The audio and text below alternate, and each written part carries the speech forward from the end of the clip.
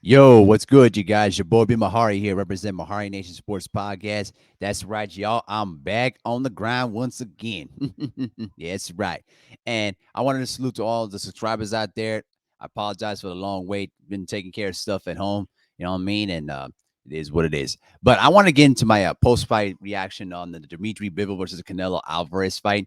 And I will say this though, off the rip, I do give Canelo some credit on this that he actually went up and fought against a difficult fighter because there was another cherry pick that he was trying to, push for a fight for. I don't know who his name was. I'm not sure, but pretty much the zone pretty much said no. You're going to take the fight against Dmitry Bivol because we're investing money in you and we're not getting quality fights from you. So he had to pretty much take the fight. But the thing that really astounded me in this fight was that pretty much all the perceived weaknesses of Canelo manifested itself once again in this fight. You rewinding back to the Floyd Mayweather fight and how Floyd Mayweather pretty much dominated from the first round all the way towards the last round. Pretty much the same thing was pretty much was seen in that fight as well. Dmitry Bivol was 6 feet. He outweighed Canelo Alvarez by at least a few pounds, right? And the fact of the matter is that Dmitry Bivol had quicker hands, better foot movement, and had better technique than Canelo Alvarez. Not to say that Canelo Alvarez is a bad fighter because we know he's not. But the thing that really, was evident to me was is that how Canelo tried to outpower Dmitry Bivol, and that didn't work. He tried to put him into, he tried to do the rope a dope trick. That didn't work. He tried to slug it out with Dmitry Bivol, and that didn't work. And when he tried to taunt Dmitry Bivol in trying to, exchange toe to toe, Dmitry Bivol was up for it. But what did Canelo do? He backpedaled a lot. And really, what really was interesting to me was that Dmitry Bivol was pretty much dominating him in the exchanges. He had excellent footwork. All right. He was able to time Canelo's, punches, right? Excellent 1-2s, good counter right hands. All right. I wish Canelo would have attacked more to his body a bit, but because of the fact that the 1-2s and the right hands were landing well on Canelo, he pretty much had to abandon that strategy. And really, Dmitry Bivol did pretty much anything that he wanted to do against Canelo Alvarez, and Canelo couldn't do anything about it. And he was puffing out of gas. His stamina was running low. And the one thing that really was evident to me was that was similar to the Mayweather fight was that it pretty much showed once again that Canelo, if you have excellent foot movement, if you have excellent boxing IQ, and have great, quick hands and able to use the ring, Canelo has slow feet because Canelo does not know how to cut off the ring. And when you got Canelo in that type of position, you can pretty much beat Canelo Alvarez. And that's what pretty much what I saw most of that time in that fight against Dmitry Bivol. But what really, irritated me was, and this wasn't surprising at all, at the least, because this happens a lot in a lot of Canelo Alvarez's fights. The judges play favorites to Canelo so many times. It's beyond ridiculous. Did you guys know that all three of those judges that were scoring the fight ringside gave the first 4 rounds to Canelo Alvarez? When I saw that, I was like, I shook my head because they were trying to intentionally screw Dmitry Bivol out of this fight. And this is one of the reasons why boxing continuously keeps shooting itself in the foot, because they keep showing this level of corruption and level of biasness in the sport to the point where they're not even trying to hide it anymore. And it happens a lot in Canelo Alvarez's fights. You know what I mean? And Dmitry Bivol, stuck to his game plan to the point where even the judges had to admit that, Dmitry Bivol was dominating the fight and couldn't, screw him anymore. And I was afraid in the lead up to the decision when they announced Dmitry Bivol as the winner, I was afraid that they were going to try to screw this guy. You know what I mean?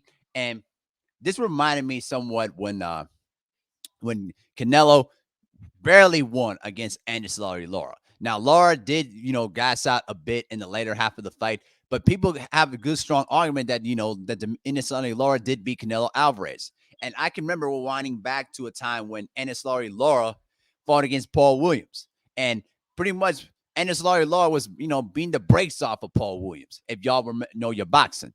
And then what happened that night in Atlantic City, New Jersey, where that fight took place, the worst part was is that the judges gave the decision to Paul Williams. I think that it was pretty much a 117, 111 scorecards, and for two of them in favor of Williams. And because of that horrible decision, the boxing commission, suspended all three of those judges for terrible scorecards. So it goes to show that there's certain boxing commissions that are willing to suspend or even fire judges for bad scoring. And remember, don't forget this. In the same fight when Canelo Alvarez got outclassed by Floyd Mayweather Jr., CJ Ross scored a draw, 115-115, and slowly was pushed out of boxing. I mean, it goes to show you that, again, if boxing commissions are not willing to, counter this problem of just this horrific scorecards, it's going to continue to diminish the sport gradually. But I digress. To me, Dmitry Bivol did exactly what he was supposed to do, and he got the job done. And now, this pretty much put Canelo Alvarez's career in major question, because all this time we all know what he likes to do. He likes to cherry pick. He likes to pick certain fighters that cannot test his weaknesses. And there's a reason why he didn't want to face against the Charlo brothers, Jamel and Jamal. There's a reason why he didn't want to fight against Demetrius Andrade. You know what I'm saying? And even his own countryman, David Benavidez, he didn't want to fight him either. You know what I mean? I'm telling you, Canelo right now is in a no-win situation here. Because even if he decides to demand a rematch against Dmitry Bivol, I believe, in my honest assessment after watching the fight 3 different times, Dmitry Bivol will basically hurt Canelo real bad, to the point where even Canelo won't even want to take another fight for a long time. And it goes to show you that, hey, he should have probably taken the PBC deal to probably face against either against Jamal Charlo or Demetrius Andrade or whatever, when he's still a man at 168. You know what I'm saying? Now, could you say that with a straight face when he basically got, tore up by Elder Alvarez and got outboxed and outclassed and even pretty much beaten up by Andre Ward? Makes no sense to me. That pretty much tells me that how could you sit there with a straight face? They say that Dmitry Bivol was a cherry pick, when pretty much at the same time you try to compare Sergey Kovalev to Dmitry Bivol and try to say that Sergey Kovalev was a legitimate fighter, which we know he wasn't. I mean, get out of here with that. At the end of the day, Canelo Alvarez has got to make a decision here.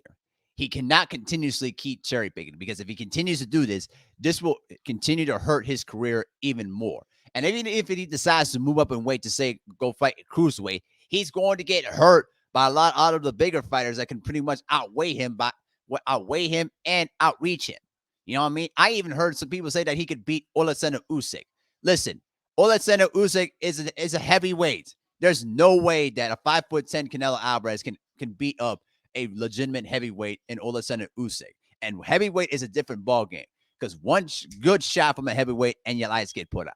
You would have been better off by probably getting yourself knocked out by Dmitry Bivol. Then you could pretty much say, okay, he was pretty much, outweighed by a lot against Dmitry Bivol. But because of the fact that Dmitry Bivol outboxed him, showed a lot of the same flaws and weaknesses that Canelo's always had, it's now made it even more worse. So right now, I don't know where Canelo will go at this point. I know he's trying to, make a narrative that he basically got robbed. I mean, let's just be real. It pretty much makes him more worse by saying that he got robbed. And I don't think he's going to take the rematch. I think he'll just avoid taking the rematch and not try to deal with those problems again. And I don't think he'll even take the fight with Triple D, because now I've seen some people saying that even that Triple G could have a better chance of beating Canelo in a third fight. We don't know. I don't think he'll take the fight, but we'll see what happens though. But that's just my 2 cents on the entire fight. Let me know what you think in the comment section below. And with that, I'm out. Peace.